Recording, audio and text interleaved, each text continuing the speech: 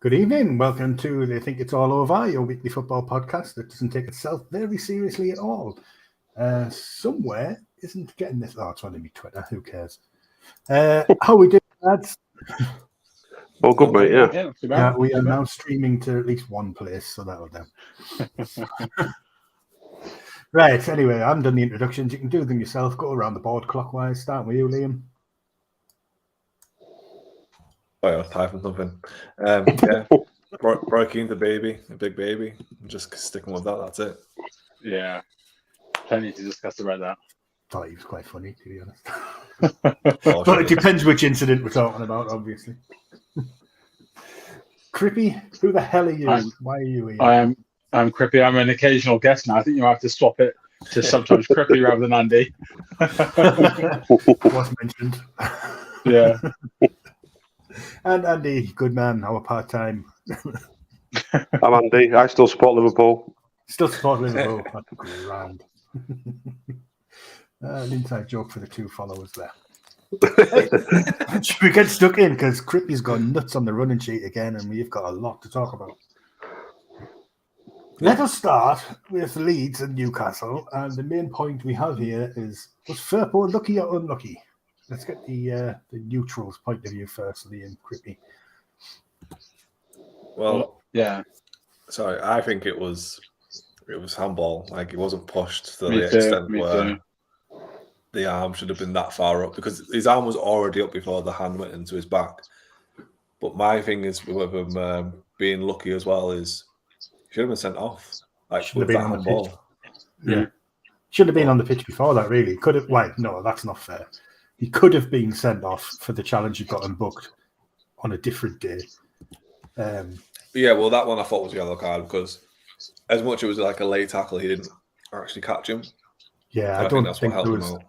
Yeah, and there was no malice in it, and I think he wasn't genuinely going in two-footed. It was just how it looked at the time. Yeah. But yeah, he should have had a yellow for the handball, surely. Yeah, because he was already on the yellow card at that stage. As soft as it was, them's the rules. And he's sitting there very tight-lipped. Come on, then, mate. How heavy was this push in his back? I just think he got a little nudge in his back because they're both jumping for the ball. But the thing is, as well, if he'd have been sent off, that would have benefited us because he's shit. You had a bad game. You did. Yeah, he was a liability, wasn't he, all game? Absolute liability. If me and my mate all the time, I don't know if he's watching now, there's only two watching, but me and my mate all the time, when Leeds play, he always sends me a message. He has 50p or a quid on Fairpo to get the first yellow card. To be fair, Jack's always on that as well. Whenever he's doing a bet builder, it's Fairpo to get carded. Yeah, all the time. His liability, he just gets caught in no man's land all the time. Yeah. He's well, there was a lot of just booting our players going on, but at the same time, the ref was blowing for literally everything. The ref was shocking the weekend. Yeah. Blowing for literally everything, and then seemingly not making the right call when he's had time to think about stuff. Like, what are you doing there? I think on reflection, it was a fair point, but obviously we're going to feel aggrieved that we didn't win it, missing that penalty. But yeah, when I say another day when if that goes in at 2-0, it's a completely different game, innit? You have to switch it up. We'll probably drop back a bit more. But it's just one of them things. I took a point beforehand, so I think I'm the only Newcastle fan who thinks we were lucky to get a point. I think everybody else sees it as 2 points dropped. I saw it as 1 point gained. Because at the end of the day, our 2 goals were penalties. So without them, we don't score. We never look like scoring. I say, to be fair, we sort of not limited you, but we had you on the end of one glove. Do you know what I mean? We were sort of holding you off. We defended fairly well, to be fair, considering how we have been. But yeah, like I say, I'd have took a point beforehand, and I think on reflection, it's probably a fair point. And like I say, Fairpo, he does about 10 of them through a game anyway, so he should be gone in the first half hour most weeks anyway. So it's no new to us. When you were saying about the yellow card, I was thinking, hang on a minute, it'd probably benefit us if he does get sent off because he's awful. Yeah, that bundle he did. Finally do it. Bundling the player over on the edge of the box later in the game as well. So are you trying to throw this away? It does it all the time. Mindless. And then another week, he'll play out his skin and it'll be fantastic. He's all right. We've got a defence where we're all right going forward. Again, Ayling and Christensen, 2 right backs scoring. But when they've asked to defend, obviously the recent weeks have been a bit better, but normally our defenders are better going forward than they are defending, if that makes sense. Yeah. Well, you score every game, you need to do, but they concede a lot, don't they? Yeah. Like, if I could ever just, like, rescind a text and rescind a dig, then I wish I could have done that on Saturday. Kick-off time, I take the piss out of Luke Ayling, and fucking 8 minutes later, the bath. Yeah. Yep. What? Hey, we've got a Jack in the house. Evening, Jack. Evening, mate. Right, VAR. We've got a few things to talk about VAR now, thanks to Sky Sports last night. But we'll start with the Kane penalty at Villa. Come on, Crippy. Disgusting. Yeah, it's what he does, isn't it? He lets the legs go a bit, lets the legs go before the contact comes in, and he goes down. And the thing is, I would say, as annoying as it is, when you commit yourself to a challenge, you are giving the referee a decision to make. So as much as I can't stand that Kane does it, and at least we won the game, but I can't stand that they've gained an advantage from this. If you slide in or rush in, get low, you are putting yourself in a situation where you're giving the opposition a chance to milk this and buy it off you. So that's the reason why so many players, you think they're going to dive in, and then they back off and they put their hands up, don't they? And they let the player go down under no contact. Yeah. But Martinez has fully got into it. Obviously, Kane's made a decision. Oh, okay, I can go down here because he's going to make contact with you eventually, and he's bought the penalty. And I don't know whether I should call it clever from him or cheating or whatever, because it's everything. It's everything, isn't it? But it's what's always going to happen when you challenge in like that. You're never going to get it overturned. But yeah, it's so soft. It's so annoying to concede. Definitely soft. Definitely bought it, but it was definitely a penalty at the same time. 100%. 100%. I didn't think it was. Unless you're Liam. The thing is, the referee didn't even give it. The referee gave a corner. No, initially, yeah, that's right. And then VAR was like, actually, you know what? Let's have a look at this for a minute. And the freeze frame is perfect because he's not even touched by Martinez and his legs were already gone. It's like, yeah, I agree. Where are we going with you? So I don't think it's a penalty, but it's Kane. It's what he does. Did it against us. He could strike it, to be honest. I just don't think it's a mistake to give it. I don't think they've made a fatal error giving it. It's just an annoying one that you just have to understand how it's clear and obvious. Like, where was the I don't know if they did it last night, but why didn't they play that audio at Sky? For the VAR discussion. Like, why couldn't they have played that? Yeah, that was a perfect example for them to show. Yeah, I agree. So how did you come on to the Sky stuff in a bit? Yeah, as good as it was, I've still got a few points to make about it because I think with the Kane penalty, it's one of them things where if it's your player, he's clever, and if it's an opposition player, he's cheating. You know what I mean? It's one of them things. Yeah, absolutely. Can be viewed. I don't want Watkins to not get a penalty for the same thing if he does the same thing as Kane's done. But it also means I've got to suck it up if it happens to me. Yeah. Jack wants the pink headphones back if Liverpool beat Villa. I love how confident they are. Back because that'll give us a chance. Yeah. I'll agree with that, Jack. Palace, Anderson punches Lerma, breaks his nose. VAR deems it not a red card. I mean, what the fuck? I only just watched that today, and it's not a swinging arm. Why? No, because he went in like that. He just went straight forward. He didn't right hook him. He jabbed him in the nose. How is that not a penalty and not a red card? What penalty? It was defending the other way around, wasn't it? Well, anyway, I can't. It's ridiculous. I mean, the fact that he's broke his nose, but again, VAR looked at that. Yeah. And said, nah. Yeah. But what did they see? There's just so many. Give us the audio. Give us the audio on that one. Yeah. The thing is, they've opened themselves up now because they've got that audio. I mean, I'll say it now. Sky could easily do not like a match of the day, but they did an hour, 90-minute show where they went through all the VAR decisions and said, right, this is how we got to that. This is how we got to that. All fans would be like, you know what, fair enough. I can see it now. Yeah. Obviously, there'd still be a debate to how have they come to that decision, but at least they could try and understand the decision making for it. Yeah, and that brings us on to that thing that they showed last night. And there were a couple of instances, when you hear the audio, you think, okay, right, I appreciate how they got to that conclusion. Whether you agree with it or not, you appreciate it. But what they never showed was any that they got fucking blindingly because they're cowardly. They know what's going to happen. I knew they were going to do it as well. I thought there's no way they're going to implicate themselves into making mistakes there, are they? They're going to show the ones where, where it wasn't given a foul initially, then VAR got it right, and it's like fair enough. That it's still interesting, but it's so cowardly to not say the fans are annoyed at decisions that VAR is getting clearly wrong. So let's give them something let's show them the process into why we're making these kind of mistakes, but they won't do that, will they? No, I mean, Cara and Neville pushed him on it. They tried to get him, and he did admit, yes, sometimes it's human error. We get things wrong, but show us exactly how that process could possibly lead to a wrong decision. It's the why. Where does it fall off? Yeah, we want to know the why you got it wrong. How many was it 3 people in the room that made the decision? What they saw compared to what we have seen, and how they deducted that. Like I said, it's not a clear and obvious error to overturn the decision. That's all we want to know. Just your thought process into it, and then we'll say, fair enough.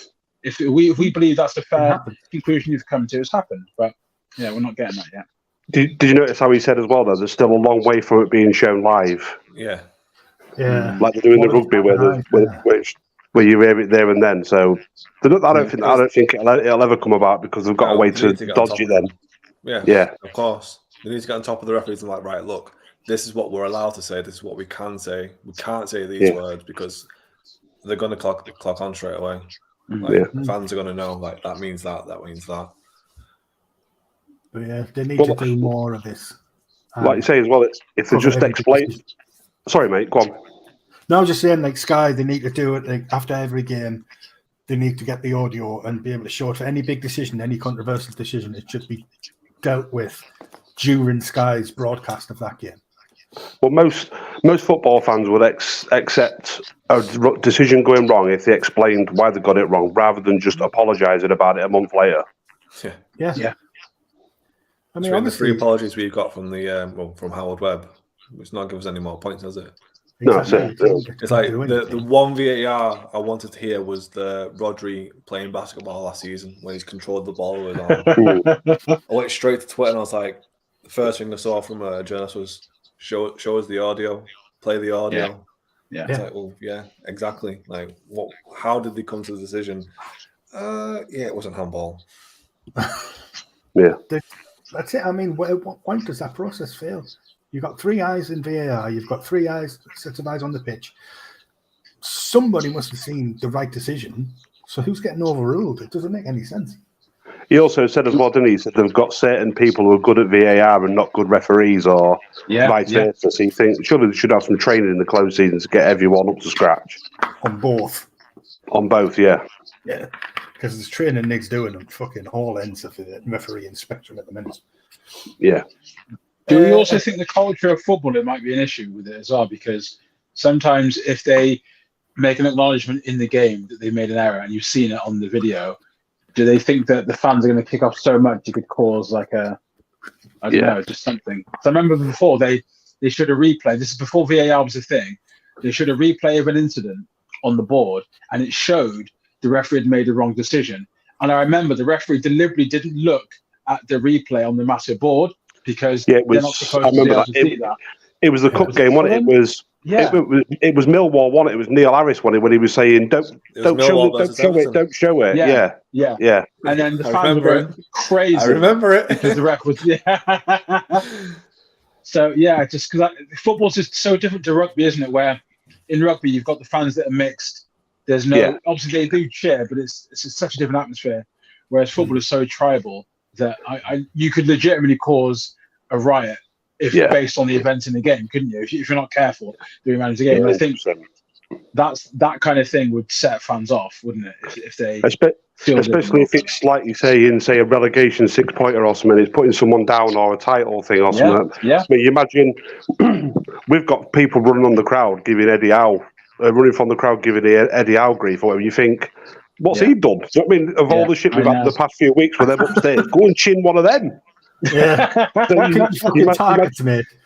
You imagine if something like that, or say at Everton, and it sent them down, and the referee was like, "Oh yeah, I made a mistake there, but play on." Imagine that. I mean, they've already set up security in case they go down here. Imagine if it happened. It's like Sheffield United, isn't it, with that goal line technology. They were robbed. Oh, yeah. We succeeded because of that, and they weren't. Yeah, when it switched on. Sorry, Sheffield United fans. You know why, Jack. You know why. Fuck It's off. on the itinerary as well. We'll talk about it. Yeah, we'll get there. Fucking long But yeah, list. on the thing of the VAR, if next season or the season after they decide to show it, and then they'll go through all the action on, say, like a Friday night of all the last week's incidents, that'll be great viewing, won't it? It'd be good to watch. Oh, it'd be fantastic. Definitely. Plus, They do like a look Friday how night much- football show. That's all they have to do. Yeah. It'd be perfect. Think how much Yeah. content we could get out of it. Endless. Endless Well, content. Guarantee if me and Liam are still here next season, we'll be taking up the first half an hour just between us two. Interestingly, though, the only one offside decision they gave or showed rather was the Joelinton one. From what I see, Yeah. but Because they got it right. there wasn't any of Yeah. but there was none of the Rashford against Liverpool or the Demarai Gray against Leeds, which were, and obviously Calvert-Lewin against Newcastle, all the exact same thing. Was like, well, how did you get to that decision that you give him offside and not onside? That's obviously, two of them were us, but show the United Liverpool one. Like, it's a big game, do you know what I mean? But just I need to understand. Oh, and the other ones where they draw lines on the pitch and the actual freeze frames blurry as fuck, so you can't actually tell where anybody starts and ends. All the pixels make the feet look about that long, yeah. Yeah. Bullshit, man. Fucking bullshit. Anyway, Southampton were relegated. No surprise. He's gone. And obviously they've got a couple of decent players that are probably going to get poached at in the summer transfer window. James Ward-Prowse linked to Newcastle, and I think literally everybody else. And was Lavia the other one? One of them. I think Kyle Walker-Peters will get snapped up as well. He's pretty decent. Yeah, he's we not were bad. linked with them. Villa would be linked with them, yeah. Even the goalkeeper, I read the goalkeeper because he was at City. wasn't he? Bazunu, another one, yeah. How do Yeah, they I think- do in the championship? You think we'll come back? It depends on the promises they make them players, innit? If they say, look, stick with us one more season and we'll try and get straight back up. If not, we'll let you go for whatever. I mean, they might keep him. Yeah.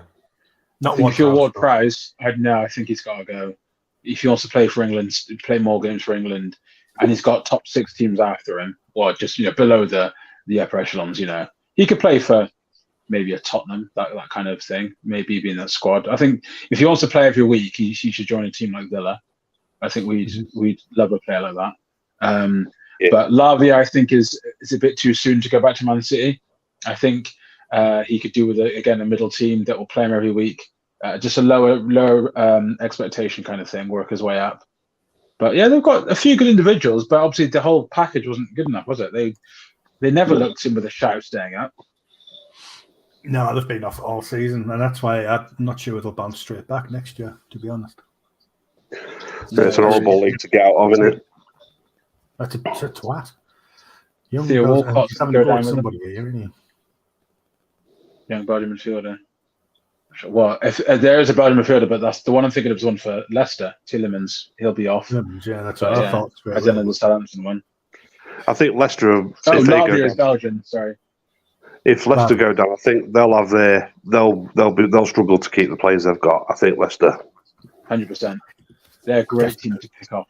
I didn't watch them last night, but judging from Twitter, half their players Madison seems like he's already done his deal in his head. Yeah. They've already thrown the towel in. I watched it last night. That was awful, especially first half again. Yeah. Tillemans is gone. His contract's up anyway, so he's already gone. I wrote a piece in it today because Newcastle were interested in him in January, and obviously he's going to be a free agent in the summer. But he's had such a shit season. I don't know who's going to pick him up. But I still think he'll get it because he's been in the horrible Leeds team, Leicester team. Yeah. Calm Sorry, Andy. down.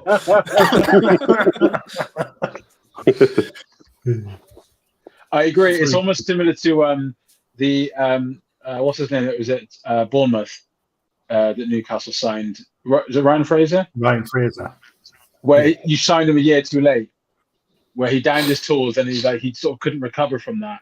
It's similar to that, and I do get that will put off some teams probably because it's what Liam argued with Gordon that at the time of his leaving he wasn't like a world beater, or at least wasn't turning it on every week for his club. So you're signing a player based on what you saw 6 to 12 months ago. But I still think Tielemans is a very good player, good enough for. I'd rather Yuri Tielemans than Anthony Gordon. Yeah, I think I would too. I think we all would.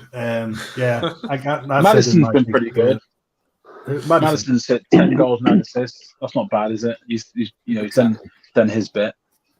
I mean, it's like Harvey Barnes as well. He'll be gone.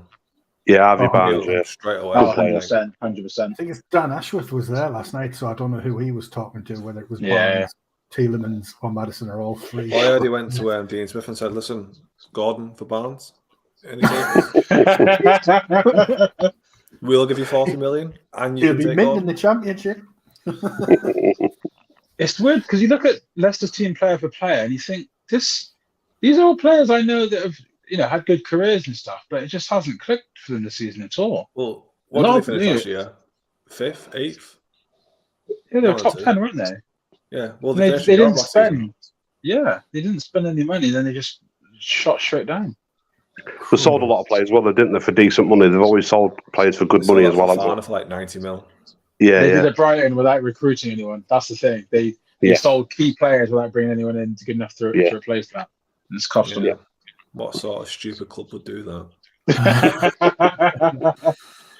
So we've lost Southampton. Who's joining them? I mean, what's going on here? Let's put them in positions. Bloody hell! I couldn't be asked to swap everything around, man. It's any off out of them, I'm afraid. It is, isn't it? Yeah. Oh, it's tough, isn't it? Thanks, Michael Owen. The picture changes every week. Yep. Nobody's got an easy run. No. You can argue Everton's is probably the easiest on paper, but it's not how things are playing out. The thing is, I think West Ham, if they win on Thursday, their players are going to be all out of it. They're not going to want to get injured for the cup final. Yeah, they're not going to give a shit about the league, are they? And Moyes will be like the same, like they're safe. They're not bothered about position-wise. Spurs have got to chuff all the safe for. So Leeds could potentially have quite an easy run. They've got 2 teams that are on the beach. Well, I think if you look at it, most teams there, except obviously Newcastle and Arsenal for the other 2, but you never know because look at Forest with Brighton. Do you know what I mean? Went there and they beat Brighton, didn't they? So they could turn Arsenal over. They've got really they've still got something to play for, but they look like their heads have dropped a bit now. So you won't rule out Forest getting something against Arsenal, and then the rest have got winnable games in there. Everton's is probably the best running. If you were to choose out of it, you choose Everton. Yeah, to be for sure. Yeah. Leeds have to win there. This is the thing. It's like the point against Newcastle. Well done, good performance again. City before then as well. But Leeds have to win a game. They don't stay. No, but I mean they have to win to stay up. They're playing all right, but they have to get a win, or they won't stay up. It's as simple as that. Draws won't be enough for them. And I don't know if they're going to get it against Tottenham. So we've got Wolves away on Saturday. If we win, Leeds and Leicester have to win their games, otherwise they're relegated. Exactly. Yeah. So that's the thing. Yeah, I think it's probably going to be Leeds and Leicester going down. Sorry, Andy. Well, I've been saying it for months, so don't worry about it. I think we're at that point now where it is going to be one of years. It is. Talk about the championship one of you next season. I think this weekend's the key one because if Forest get stuffed by Arsenal, and then us and say Everton win, it could be Leicester and Forest going. A lot of stuff could get resolved this weekend, actually. Looking at it. Well, it's funny because Leeds could beat West Ham. They absolutely could. And Everton could obviously beat Wolves. So it could get to a point where it is going to go to the final day, isn't it? It's going to be horrific for you. It's going to be a fantastic thing to cover. But my God, it's going to be drama. Rolling's face when that popped up there. Son of a bitch. The thing is, we did it last season on the last day, and what just an absolute awful 3 hours of my life that was. It was absolutely horrible. When I sit and watch football, I normally have a couple of beers or something, just every now and then, and by half time, I'd had about 8 cans. You're just on edge. What you said, Andy, about trying to numb myself. You said about consecutive years of doing this isn't on. It's not on, and I completely agree with you. It's not. No. Yeah, if you stay up, you'll be euphoria, you'll be happy, but ultimately, it's not right that the club is still doing this on the final day after all the work that goes into running a club, whatever. So yeah, we'll see if it leads to change.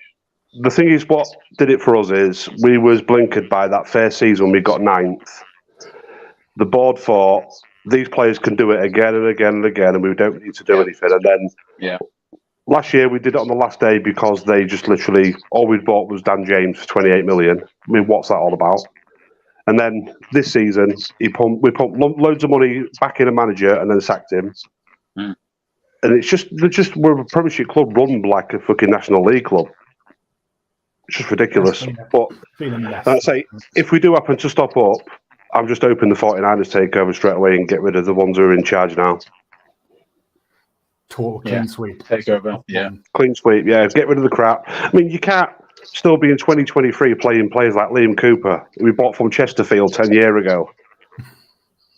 I mean, it's just, although the good servants to the club, it's like, and everyone's like, well, oh yeah, but they got us promoted. Yeah, all right, thanks for that, but we've got to evolve. You've got to move on. You can't keep improving if they're still there, is it? Of course, yeah. You've got to, like, say football evolves. Look at City and stuff. Whatever. They don't just keep them same players every year and just go, we'll just keep all these. Like in 15 years, they've still got Bernardo Silva and everyone. They're going to be moved on, aren't they? So you buy the next crop in. So that's what we need to do. And I presume it's the same with Liam with Everton. They just don't buy anybody at all.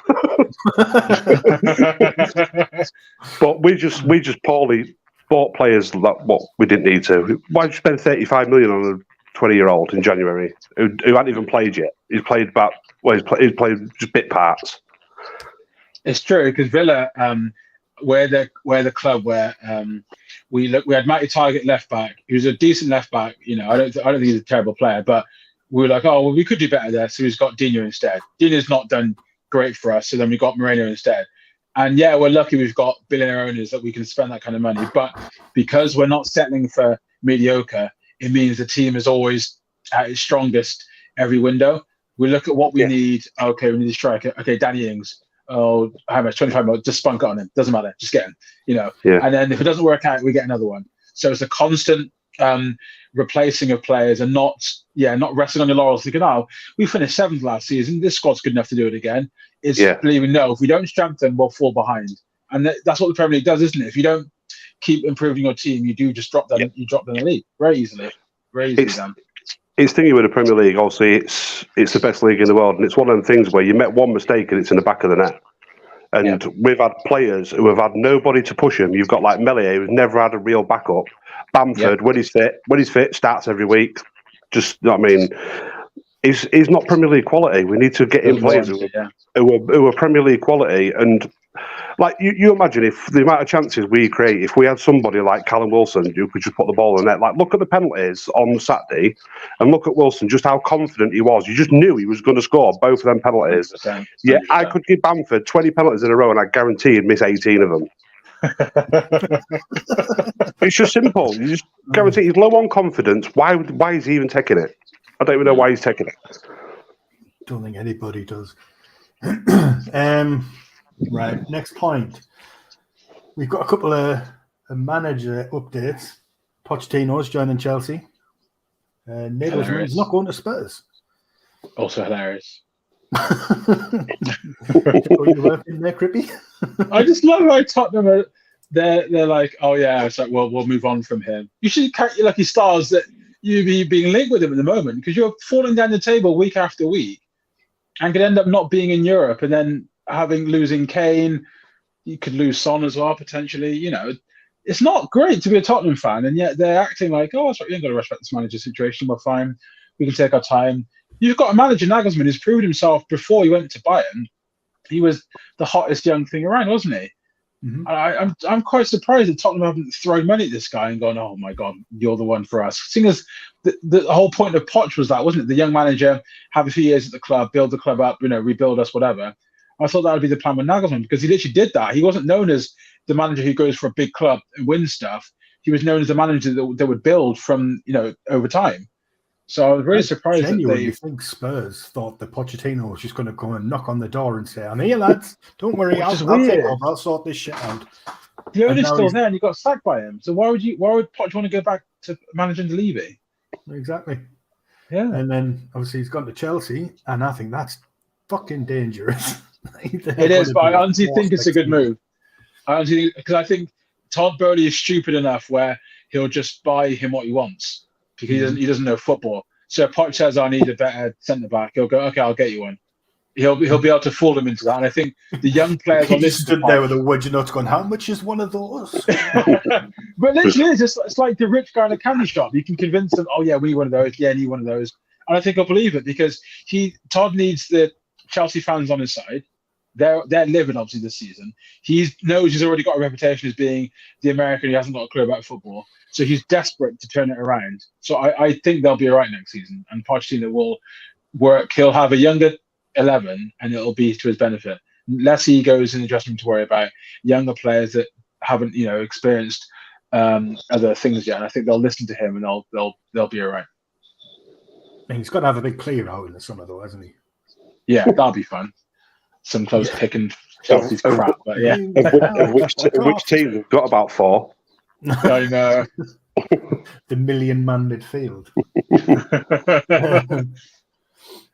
So, with obviously Poch going to Chelsea, Arsenal have bottled the title, and like right at the end. How is that top 6 going to look next season? Liverpool are back on it. Newcastle are now in the mix. Top 6 is wide open again, isn't it? If everybody plays how they're supposed to. Well, you fancy if Tottenham lose Son or Kane, then they won't be anywhere near it again. True. Probably not. Yeah, probably not. That exactly, Jack. Yeah, I agree, Jack. Yeah, good point. I think top 4, they can get top 4 next season, Chelsea. I think it's possible. Yeah. But I don't see Newcastle being the top 4 next season. No, not with Europe. No. Yeah, depends who you bring in, though. Depends who you bring in. Chelsea will come back strong. Well, yeah, if we have a good summer, then yeah, but I see the rumours of Rafinha, wasn't there, the other day? The other day, it's been every day for the last 6 weeks. But I think Newcastle would be making a mistake if they wanted to keep pushing for a higher position every year. I think that'd be a mistake. I think they should just not almost look at the table sometimes and think, okay, we're in Europe next season. This is fantastic. Let's look at the squad. What does the squad need? Rather than think we need to challenge with Man City, whatever, just think of the squad and think, what's the best player we can get in this position that we know is a good egg, good attitude, improves the team, doesn't upset people around. And just if they have that focus, they'll still stay competitive. And even if they finish, say, like 7th or 8th next season, it's not the end of the world because they could have a good European campaign and still be building for a stronger campaign the year after. But the mistake that some clubs often make when they do a Newcastle is they go, oh, now we're here, let's throw money at the problem and just go absolutely crazy, get any player we can, and it just doesn't click.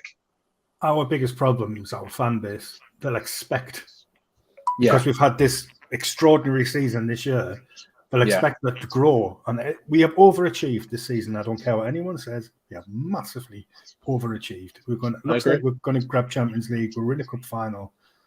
That wasn't supposed to happen for another 3 or 4 years. Agreed. So for me, this is a freak season. It shows where we can be, but we've still got to grow before we can do this consistently. And I think like next season will be a reality check for a lot of fans, and I don't think they're going to take it very well. They're already, I mean, the fact that we might potentially not grab Champions League this season, they're all like, oh, we've blown it, we bottled it, we were shite. Fuck off, mate. You've snapped everyone's hand off if they offered you a Europa League at the start of the season. Like, it is bloody hard to do. Remember what is going on. Like, I know like, it would be shit to be in the top 4 all season and drop out right at the end. That's gonna be like hard to take. But the fact that we were there all season is massive. Yeah. And like I say, cup final. You had you've been to Wembley, A lot of times clubs have that they tease of Europe and they have nothing to show for it at all. At least you had a cup final and whatever. You had some great results on the way. But Villa threw money trying to get top 4 under Martin O'Neill. We couldn't do it. Couldn't do better than 6th. We outspent almost every club in the Premier League every season trying to get top 4. We couldn't do it. So it's not easy. It's really not. No, like a reality check needs to hit. It needs to be taken. For sure. Anyway. So Newcastle in and around the top 6, maybe not. Chelsea have got to be back in at Liverpool pushing for the title, maybe. I think they get Leo. I always look at Leo when they pop up. As soon as you mention him, innit? All I think of is just a standard Liverpool fan. Next year's our year. That's all I could think. It just made me laugh. Couldn't keep a straight face. I think it's just because they're attacked. I always look at the front three, and they've got Diaz, Gakpo, Salah, and Jota. Obviously, Firmino's going to leave, but I just think that will get them results. And they have had a midfield that's been decimated from injury. Nunez as well, sorry. So when they haven't got about injuries in midfield, I think they'll be at it next season. I really do. They won't win it. They won't win it, but I think they'll stay in the top four for the whole season. Yeah, 100% of the conversation. What happens with Arsenal? Is this collapse going to knock their confidence for next season, or is it going to spur them on? If they could get top four and still do all right in Champions League, I think that's a great success. They shouldn't try and push for the title next season, though, because it won't happen. You can't. It's so hard to do when you've got multiple competitions. Their squad's not quite ready yet. That's why they lost the title this season, because when they had to replace key players, they just haven't had good backup, So like losing Saliba at the back, they just haven't had good enough cover, have they? So I think if they're reasonable about their expectations and say, if we can get back in the top four, just teeter around that 4th, 5th kind of thing, but still be competitive in Europe, that's still good. It's going to be another belter of a season, isn't it? Should be. Hopefully. Yeah, hopefully.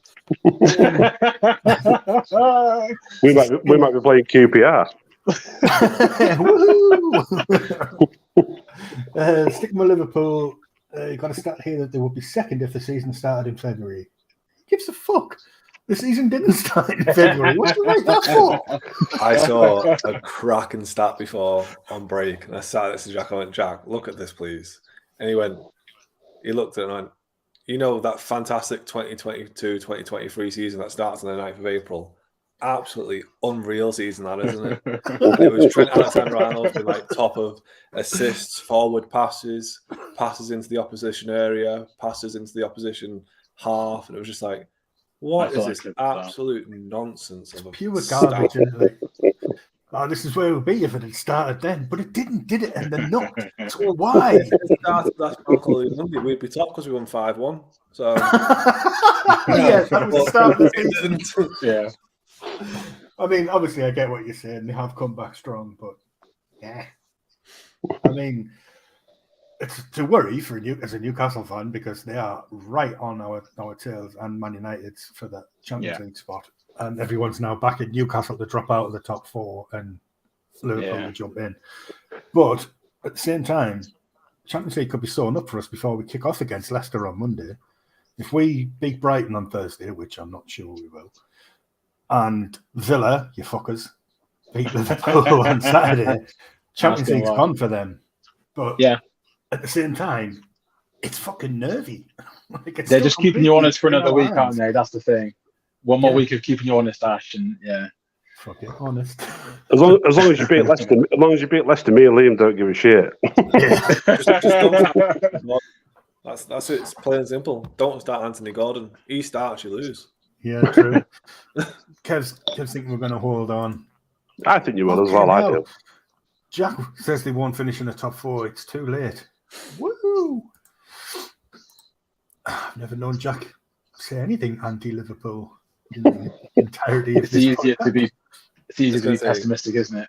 Exactly like that. It's like that's why I'm so pessimistic. We're going to go down because if the best happens, it's like, well, I thought we were going down, so exactly. The celebration's so much more sweet when you weren't expecting. Exactly. Had it downplayed, but 30 odd years of supporting Newcastle, I'm not expecting anything. I've been burned too many times.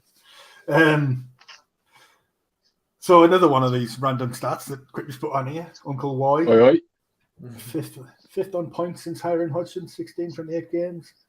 He's got them going well, hasn't he? They've been class, absolutely class, and he was.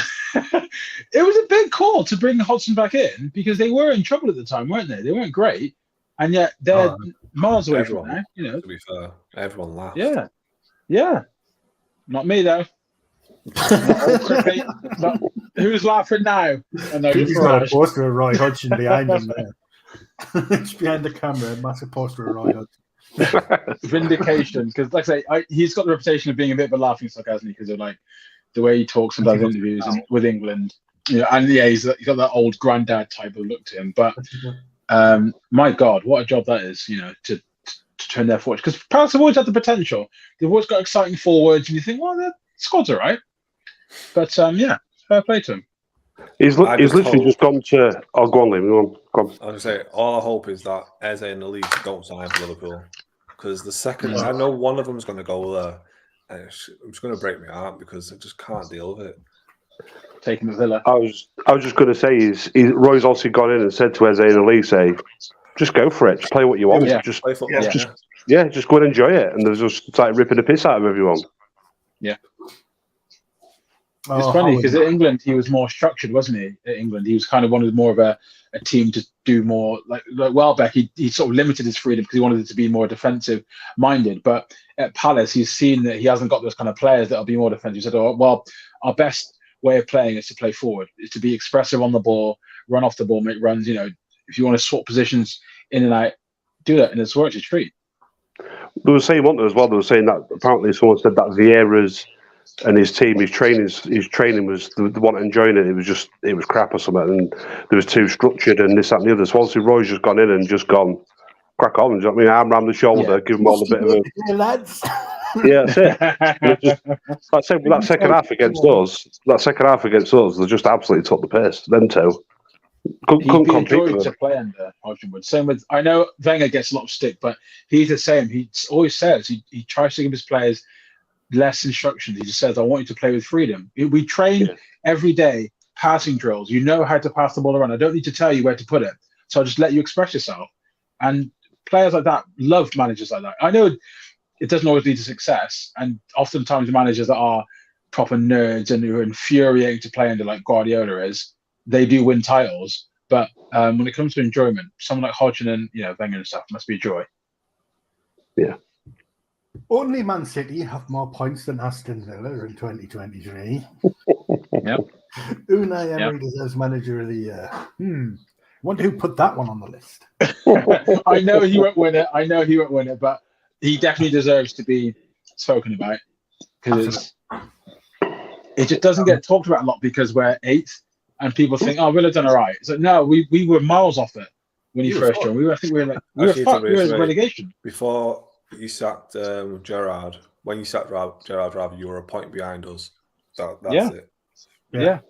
There you go. The thing is, well, though, this season, I know there's been that many managers, but there's also been a good 7 or 8 candidates for manager of the season, isn't there? You've got Howe, De Zerbi, Silva. There's loads in there, isn't there, this season?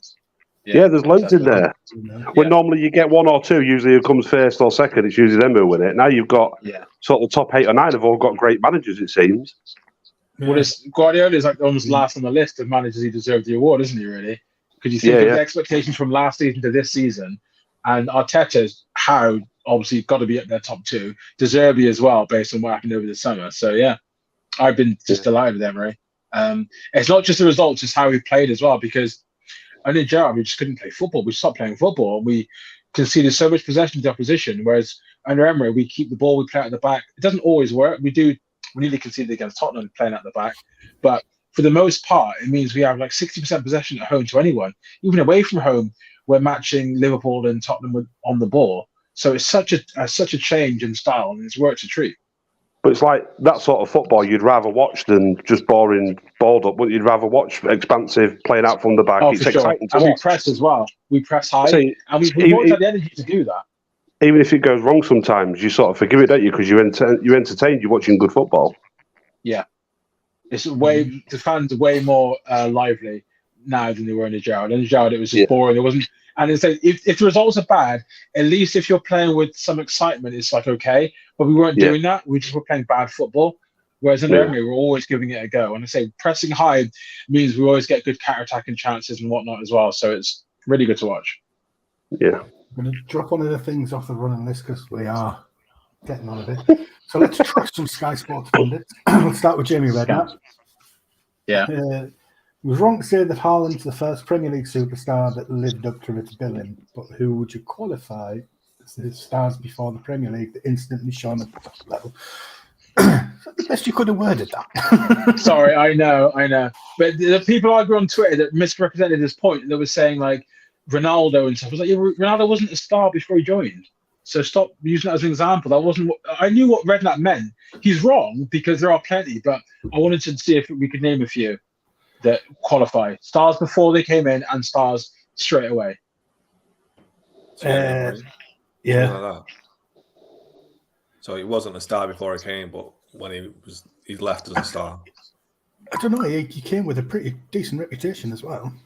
Who's that? Sorry, he flopped, didn't he, at Juventus? Omri. Did he? Right. Yeah, we can't count Omri. So what was the question? Because I wasn't even paying attention. I was on about 2 I'm not gonna lie. Yeah. It was Haaland when Haaland was a star at Dortmund. So when City signed him, they were signing already one of the best strikers in the world. Yeah. And he's lived up to his billing instantly. So what's the best player to have come in at the time of their signing that has delivered straight away? So I said Aguero, because he was already classed at Atletico before he came to Man City and delivered straight away. That lady boy did all right, didn't he? Yeah, he did. Suarez?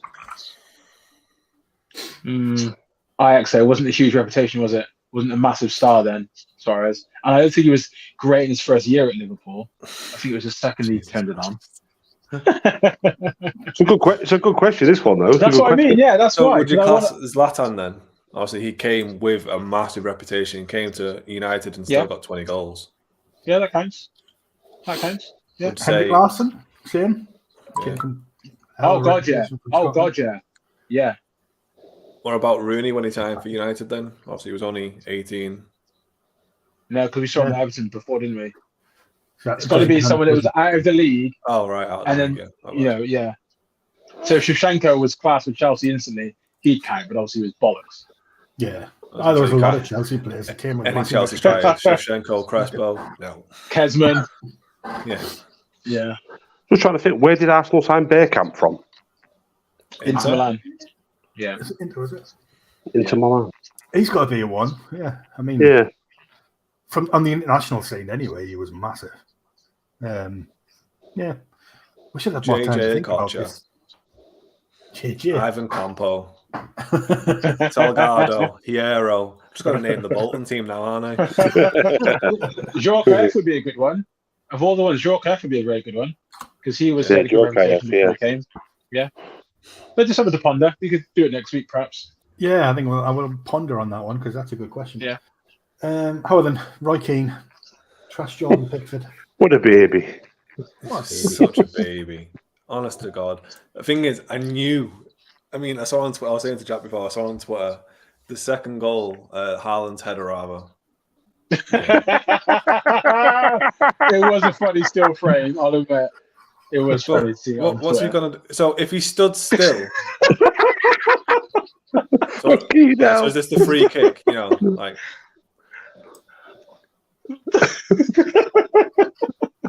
He's been up all night doing these. I don't know what's happening. It's just a glitch in the system. Oh, God. It's not like a Newcastle fan to be so obsessed with Jordan Pickford. I think when they had that free kick, would have left it alone if it wasn't for you arguing like fuck on Saturday about Nick Pope. Well, I think the first goal he most definitely should have done better with. You and Ian Wright. You don't know what you're talking about, man. With Pickford, though, with that free kick, I think he just didn't move his feet, did he? He just see it too late and he just had to dive on the spot. I think that's what it looked like to me. But he just didn't shift it. Any free kick where he has no chance or shot, he just fuck it. Yeah, I think it's one of those things. We've said it on here before, haven't we? That sometimes it's just best not to react. No, you just look daft. You look like you know you're beaten. You're throwing yourself to the floor. You've just made yourself look like a tit. Because sometimes if you stand still and just watch it going, it's like for what? Bloody hell. Yeah. I'm trying to think who it was before that goal. It was one of the lower divisions. Someone had a shot and it went way over, and he ran and did a big dive like he was. And then it was Hensford. Did they get a penalty and then they scored it? And then he ran and jumped on the line and did a dive. Yeah. Quality. But to what Roy Keane was saying, what was it? He said something because Mika Richards said that he's a very good goalkeeper. I mean, yeah, accurate. He is. Yeah. He's England's number one. Of course, he's got to have something about him. The thing is, right, you can overlook them little mistakes because if it weren't for him, you'd be already down, wouldn't you? To be fair, well, you'd all be you have well to do gone. is look at the who did we play the other week where he was ridiculous. Oh, Brighton in the second half. Brighton, yeah, yeah. The second half, some of the saves he pulled off were just unreal. And someone, I think, I can't remember. I was watching it now. Oh, it was some TikTok, some absolute bad nonce. Was like, I'd rather have a bog standard goalkeeper than a world class goalkeeper. It's like, what? What are you talking about? You'd rather have Begovic in goal than Pickford. It's like, are you all right in the head? What? Begovic, it's taken 10 years to react for the ball coming at him. Never mind Pickford. What was his reason? I can't. I think he was just trying to on the wind up because what an absolute idiot. Was there a Joe Hart one at the weekend as well, where the ball had already gone in and he hadn't even dived? He was still looking for it.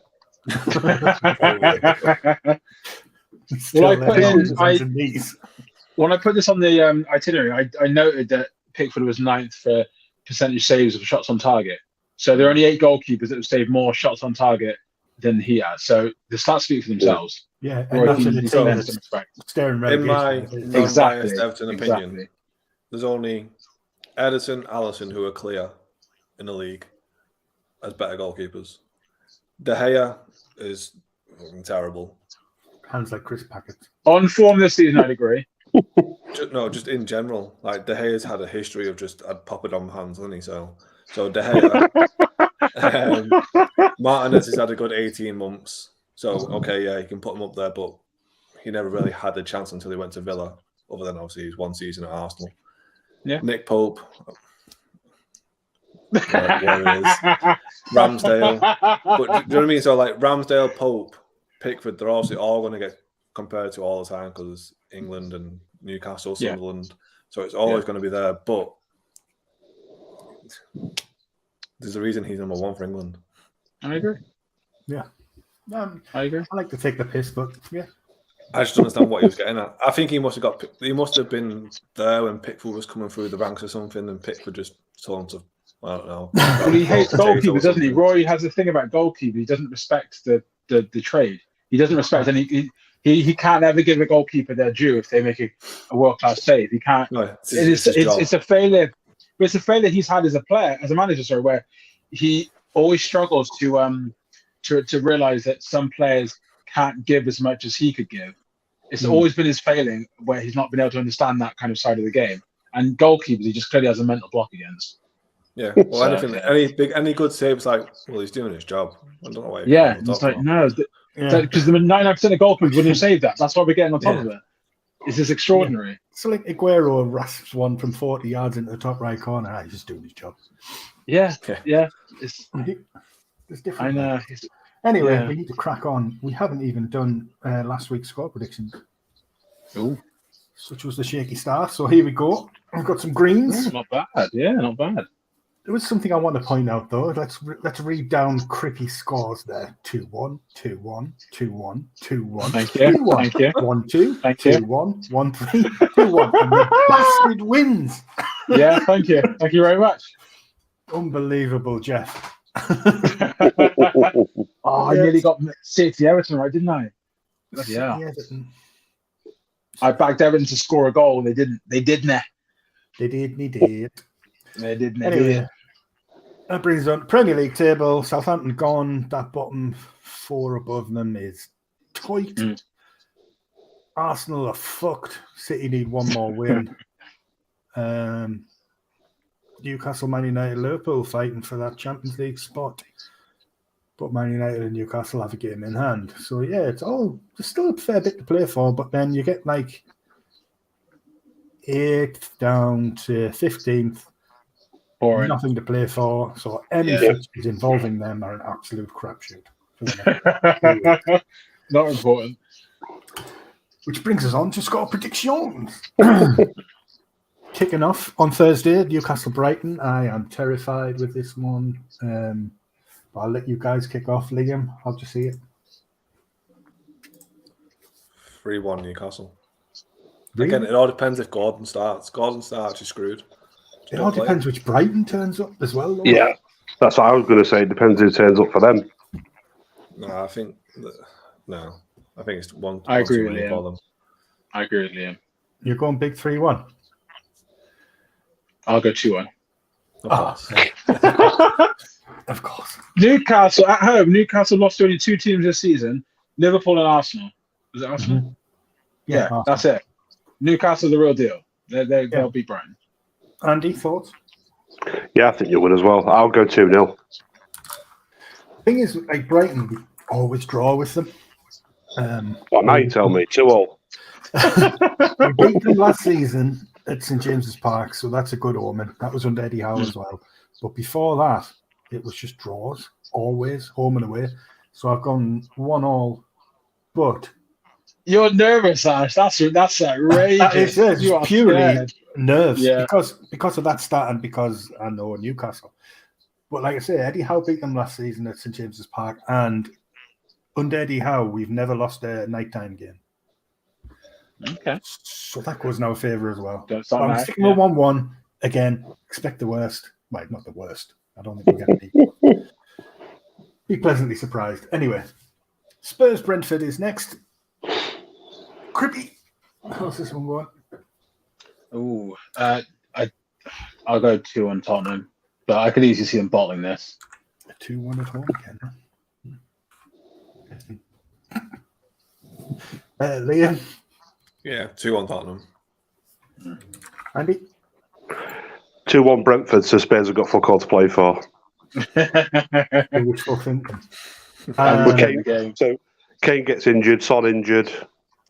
I'll do. It's all right, but Charles will play last game. Yeah, that would fucking rub it in. Trick. The goals dry up. I've gone 1-1 on this one as well. Mm-hmm. That fence is rather comfortable, Crippy. Wolves versus Everton. Andy, start us off. 0-0. Is that what you want to happen or what you expect to happen? He wants to find the Wolves win. No, I want Wolves. Obviously, I want Wolves to win. Sorry, Liam, but I reckon. Yeah. I reckon it's just going to be quite cagey. 0-0. Fair dues. Crippy. 2-1 Everton. The famous 2-1. I said they'll stay up. I've got to back it. I said they'll do it. I've got to back it. I've gone 1-0 Everton, to be quite honest. For fuck's sake. I'm back. Sorry, Ian, but... Well, I'm sorry for having faith in you. Could I just say, right? Everton's away form. Their last 6 games, they've lost 1 away from home. They're very good. They've been very good for a while now. So yeah. That means you'll draw. Then Bournemouth will beat you then at home.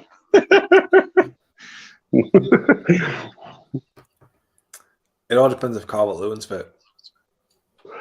Yeah, did he go off at half time? Didn't he? Yeah. So he had a groin. He felt it basically. So Dyche said, "No, you're not going out." If he's fit, but again, it depends on who we're playing at left back, because if Holgate playing, then we're already down to 10 men. Probably fair for us. You can load him for 2 games. Taken. Now, if we have Calvert-Lewin, I'll say a 2-1 win. If we don't have Calvert-Lewin, we'll get beat. I'm putting it down for a 2-1 win. Bournemouth Man United is next. Andy? Ooh, Bournemouth got nothing to play for now, have they? No. Man United 2-0. Yeah. I've gone 3-0 Man United. Liam? Bournemouth 2-1. Ooh. You think they're just going to start picking up results for the crack now? Like, I'll go United 3-1. 3-1. Ooh. Frisky. Spicy. Frisky.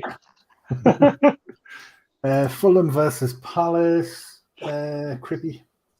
2-1. This game has got 0-0 over us. It's just like a boring game no one cares about. You can't. Yeah, I literally will. I'll go 0-0. Just because neither care. They've got nothing to play for. They'll think, I don't want to injure myself for the summer. 0-0. Do nothing. I don't think I've ever actually said nil before. I know. I think they'll just tap the ball around for 90 minutes and do fuck all. Liam? 2-1 Fulham. It's Roy back at Fulham. And Mitch Richards back in now, so... Yeah, true. He scored the other day, didn't he? I'm back in 1-0 Fulham. Andy? I'll go 1-1. As good as it's going to get, that one, isn't it? Liverpool versus Villa. I've gone 3-2 Liverpool, but I really want it to be the other way around. I want Villa to win. We will do. Will they? What's the score going to be then, Cripster? I did a piece for this is Anfield, and I said Liverpool will probably win 2-1. We lost 3-1 in the home game to Liverpool. I don't think we're going to win. Hang on. Yeah. A piece for what? This is Anfield, little Q&A as a Villa fan. And I said Liverpool to win 2-1, so I think it's going to be that, sadly. Not happy with that. Liam, we're not scoring, not me. 3-1 home win. Oh, Andy. I can't see anything other than a home win. Sorry, Crip, but I'll go 2-1 with Liverpool. Yeah. We're not getting top 7. Bastards. Forest versus Arsenal. I've gone big on this one. I think Arsenal are going to smash them 4-0, despite literally having now to play for at this point.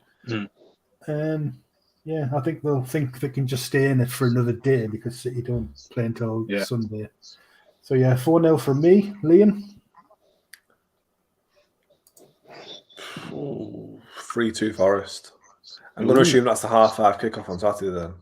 Yeah, it is, Yeah, that it'll be rocking on at the City ground. Yeah. It's still not Forest fans. Crippy? I'll go 3-0 Arsenal. I agree with you, Ash. Sometimes you get those results where teams do slightly give up a bit and the big teams will just smash them. So I think Arsenal will still be going to be up for it. Andy? Well, Forest have to win, don't they? So they're going to be all out for it. So I think Arsenal will probably be too much from there. So I'll go Arsenal 2-1. Good one. Your lads up next. West Ham Leeds. Kick us off. What, me? You want to start with me? We'll start with you. 2-0 Leeds. Yeah, There we go. I've gone 2-1 as well. Like I thought you were good on Saturday. So I agree with that. 2-1 Leeds. You're going 2-1 Leeds as well. Yep. For fuck's sake. I mean, so did I, but I feel like I need to change it now. No, you're getting 2-1. It's definitely Leeds because like I said West Ham are going to have a different team out. You're right. Their big focus now is the Europa League, so fuck the Premier League for them. Brighton versus Southampton. Oh, fuck. Crippy? 3-0 Brighton. 2-0. Liam? 2-1 Southampton. Ooh. They're relegated, aren't they? It always happens. Yeah. If it's not against Brighton, they'll beat Liverpool last game of the season. I'd love that more. I'd love that. Yeah, I'd rather that. Interested in all their players. Andy? 5-0 Brighton. Fuck me. Yeah. Goddamn weak bigs. Man City versus Chelsea. Ooh, weird one. Andy, what's this one doing? 3-1 City. That's a good shout. Liam? Yeah, I had the same score, 3-1. I've got 33-1, Harrison. 3-0? Yeah. City, yeah. Yeah. Wow. Chelsea suck. They do. They are shit though, aren't they? Really bad. They're annoyingly bad. It's embarrassing to be this bad. Finally, Monday night, Newcastle versus Leicester. I have gone confident on this one. I've gone 2-0. How's everyone else seeing it? Crippy? I'm going to go another 3-0. I don't know what it is today. I've lost my head. Oh, you get this job driving around and it's the fumes from your car, mate. This character building. Andy, how are you seeing it? I've watched a lot of Leicester, obviously, over the past few weeks, and they are fucking awful. So, 4-0 Newcastle. Yeah. Liam? I thought I was being super frisky. I was going to go 5. But the thing is, I'm going to add in, because of the super frisky, Anthony Gordon's going to get his first start and you're going to win. Wow. Okay, that is frisky. Wish I could make these little banners flash, because like that needs to flash. With Anthony Gordon playing. Jesus Christ. Leicester lost 5-3 to Fulham, so I think we're all in our right mind to say they're going to get panned. They ain't great. It makes sense, but yeah. Anyway, that is our ridiculous show for another week. We will, of course, be back next Tuesday at 8 o'clock. Thanks for watching. Thanks for getting involved. Please like, share, subscribe, and all that goodness. And we will see you on Tuesday. Thanks very much for watching. Bye, guys.